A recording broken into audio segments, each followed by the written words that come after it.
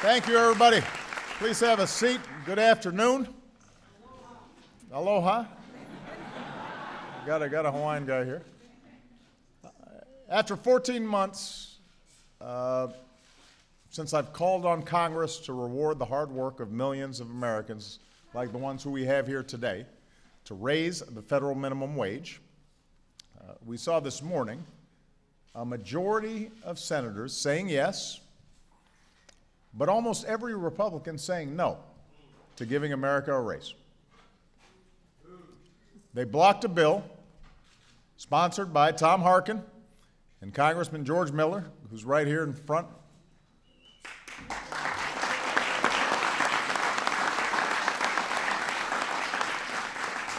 A bill that would have gradually raised the minimum wage from $7.25 an hour to $10.10 an hour. By preventing even a vote on this bill, they prevented a raise for 28 million hardworking Americans. They said no to helping millions work their way out of poverty. And keep in mind, this bill would have done so without any new taxes or spending or bureaucracy. They told Americans, like the ones who are here today, that you're on your own, without even looking them in the eye. And we know these Americans. We depend on them. The workers who benefit from a minimum wage increase often work full-time, often in physically demanding jobs. They average 35 years of age.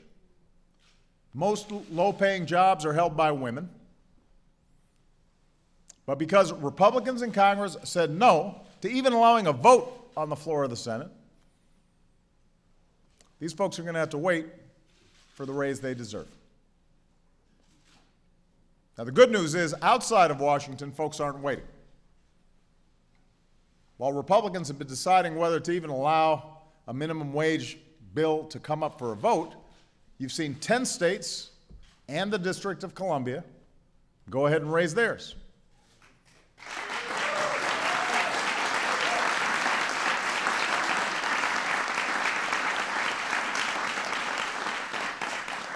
Yesterday, the Hawaii legislature voted to raise their minimum wage to $10.10 an hour.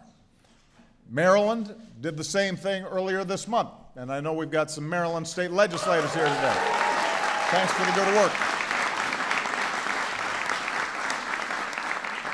So the actions that have been taken in just 4 states, Maryland, Connecticut, Minnesota, and Hawaii, means that over 1 million workers will see a raise. What's more, we've seen big companies like The Gap and small businesses, from a pizza joint in St. Louis to an ice cream parlor in Florida, increasingly choosing to raise wages for their employees because they know it's good business. They know that it means employees are more likely to stay on the job, less turnover. It means that they're going to be more productive, and customers see the difference. That's one of the reasons I issued an executive order requiring employees on new federal contracts to be paid a fair wage of at least $10.10 an hour.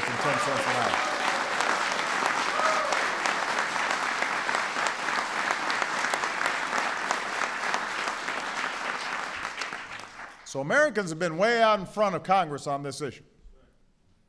In fact, about 3 in 4 Americans support raising the minimum wage.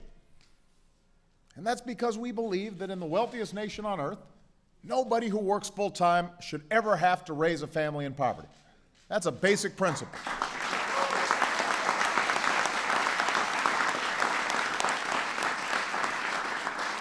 And at a time when those at the top are doing better than ever, while millions of Americans are working harder and harder just to get by, that 3 out of 4 Americans understands that America deserves a raise.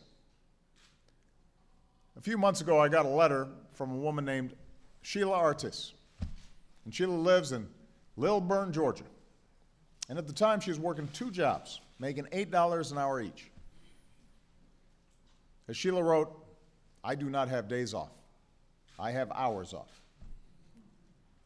But she kept going to work every day because she wanted to be able to afford college tuition for her daughter.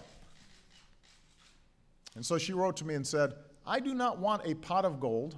All I want is to pay for college and pay my bills in full every month." That's all she's looking for. Doesn't expect to get wealthy, just wants to be able to pay the bills at the end of every month. Be able to act responsibly, meet her responsibilities based on her own hard work. People like Sheila deserve a fair shot. So far, Republicans in Congress disagree. In fact, some of them want to scrap the minimum wage entirely. One House Republican said it's outlived its usefulness. I'd vote to repeal the minimum wage. A Senate Republican said he doesn't think the minimum wage helps the middle class. This is a very simple issue. Either you're in favor of raising wages for hardworking Americans, or you're not.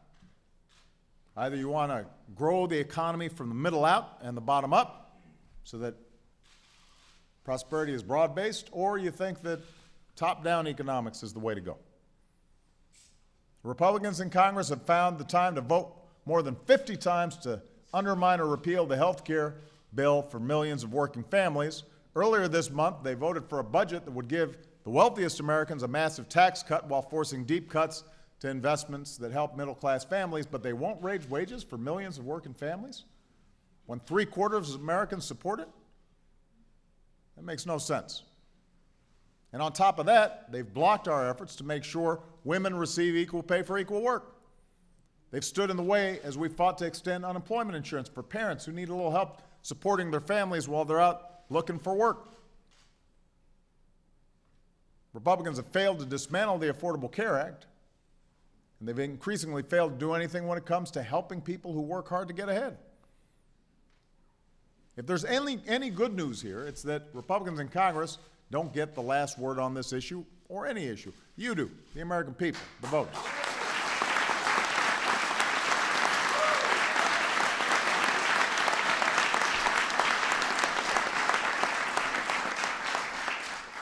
Change is happening, whether Republicans in Congress like it or not. And so my message to the American people is this: do not get discouraged by a vote like the one we saw this morning. Get fired up, get organized, make your voices heard, and rest assured I'm going to keep working with you and Leader Nancy Pelosi and other members of Congress who are here today to raise wages for hardworking Americans. It's the right thing to do.